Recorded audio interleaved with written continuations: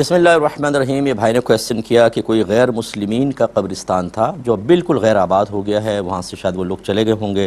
اور کوئی مزید مردے وغیرہ نہیں دفنائے جاتے ہیں، باقی قبریں مسمار ہو چکی ہیں، 2 باقی ہیں،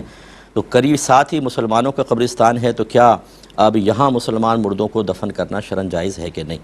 یہ بالکل آپ کر سکتے ہیں، کیونکہ اب وہ غیر آباد ہو چکا ہے اور ہے بھی 50-60 سال پرانا جیسے آپ نے بتایا، تو وہ تو اندر ہڈیاں بھی ختم ہو گئی ہوں گی۔ تو اگر مسلمانوں کے قبرستان میں جگہ کی تنگی ہے تو اس کو اب مسلمانوں کے قبرستان میں شامل کر لیں اور آپ بالکل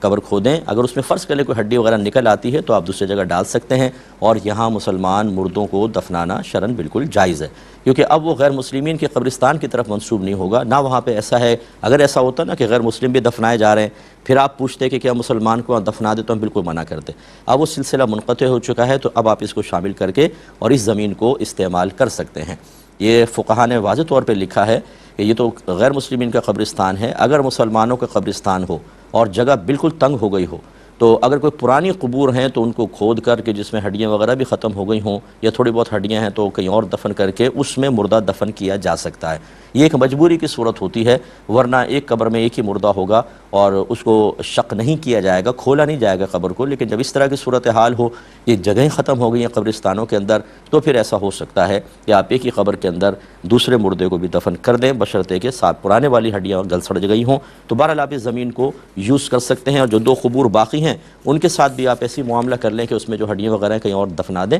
اور ان پوری زمین کو ایک دفعہ بلڈوز وغیرہ کر کے دیکھ لیں پہلے سب سے، اور پھر اس کو قبرستان میں شامل کیا جا سکتا ہے۔ یہ کہتے ہیں کہ عید کی نماز